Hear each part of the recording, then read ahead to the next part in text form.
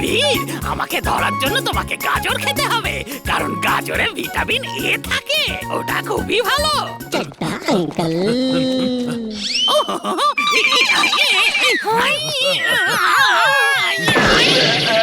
এমন কেন হয় সব সময় আমার সঙ্গে?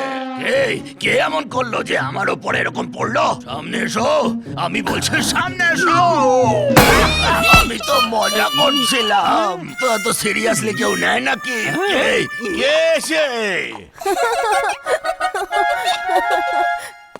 শুনুন না, ইনি হলেন আমার ভাই, আমেরিকাতে থাকে।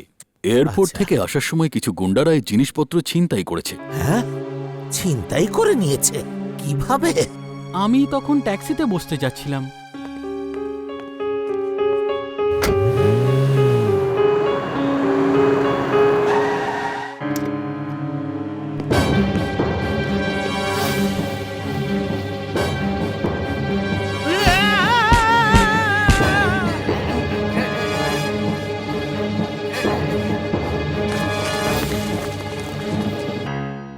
আমার মনে হচ্ছে যে ট্যাক্সি ড্রাইভার ওদের সঙ্গে মিলেছিল। ট্যাক্সি ড্রাইভারকে ওরা হয়তো মারধর করার নাটক করছিল, যাতে ওর বিরুদ্ধে পুলিশ অ্যাকশন না নেয়।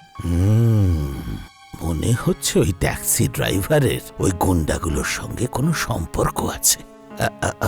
আপনি কি দ্বিতীয়বার ওকে দেখলে চিনতে পারবেন? হ্যাঁ হ্যাঁ, কেন নয়, ওর ডান গালে একটা বড় তিল আছে। ও হলো 1 নম্বরের চোর, চিটার। এখানকার সব ট্যাক্সি ড্রাইভারই চিটার। না আঙ্কেল, সবাই চিটার নয়। আমরা এখানে গেস্টদের ভগবান মনে করি। হ্যাঁ, অতিথিকে নারায়ণ বলে ভাবা হয়। দেখবেন ওই ট্যাক্সিওয়ালা নিশ্চয়ই আপনার সব জিনিস ফিরিয়ে দিয়ে আপনার কাছে ক্ষমা চাইবে। ও, এটা তো ইম্পসিবল। দাদু সবসময় বলেন যে ইম্পসিবলকে পসিবল করে যে তাকে বীর বলে।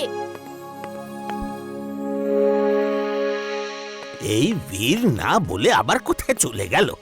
আমি ভাবছিলাম যে বীরকেই ওই বদমাইশ ট্যাক্সি ড্রাইভারকে ধরতে পাঠাবো, আর তার তো খোঁজই নেই, জানি না কোথায় খেলছে। ঠিক আছে, আমি বরং ইমলির আঙ্কেলকে এয়ারপোর্টে নিয়ে গিয়ে ওই ট্যাক্সি ড্রাইভারকে ধরার চেষ্টা করি।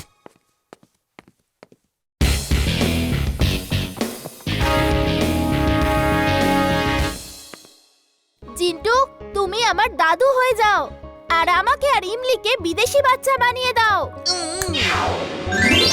চুলবুল, তুমি